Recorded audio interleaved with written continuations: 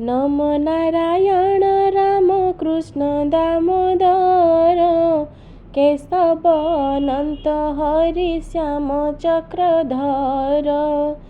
गोविंद गोपाल गोपीनाथ नंदसूत मुकुंद मुरारी वासुदेव जय अच्युत कृपाळु मधुसूदन कंसारी वामन माधव पुंडरीकाक्ष देवकी नंदन जनार्दन बलि ध्वंसी जगत ईश्वर दैत्यारी मुक्तिदाता जशोदा कुमार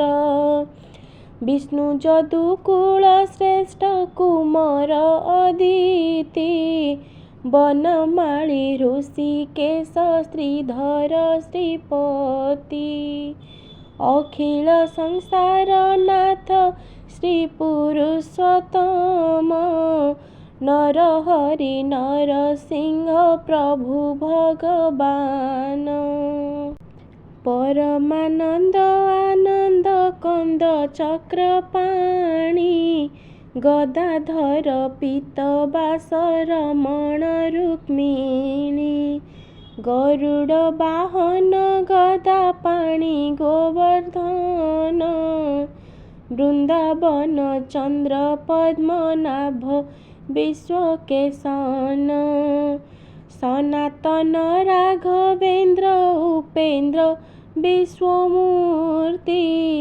त्रिविक्रम पूतनाथ देव लक्ष्मीपति परमेश्वर श्रीकांत निधि श्रीनिवास जामालार्जुन भंजन अयोध्यार ईश रघुवीर रघुनाथ श्री रघुनंदन कौसल्यानंदन राम रावण मर्दन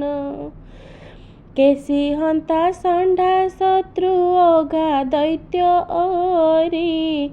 सकटा भंजन बकासुर कुसंहारी सर्वसुराग्रह हरिपतित पावन क्षीर सिंधु मध्ये प्रभु अनंत शयन सर्वसंहारण विश्वनाथ विश्वम्भर गजार्तनाशन देव दानवंक पर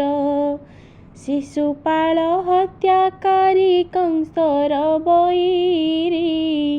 हिरण्य विदारी हिरण्याक्षोक संहारी दयार सागर दया सिंधु रघु शिष्य खर दूषण हंतक बाळीर विनाश सुग्रीव तारण लंकागढ़ विध्वंसन कुंभकर्ण शत्रु विभीषण को स्थापन मत्स्य कूर्म रूपी परशुराम अवतार जगन्नाथ जगेश्वर करुणा सागर अंतर्जामी निराकार देव निरंजन शुण शत अष्टोत्तर श्रीकृष्ण को नाम भद्रतनु शुण एहु गुपत अटई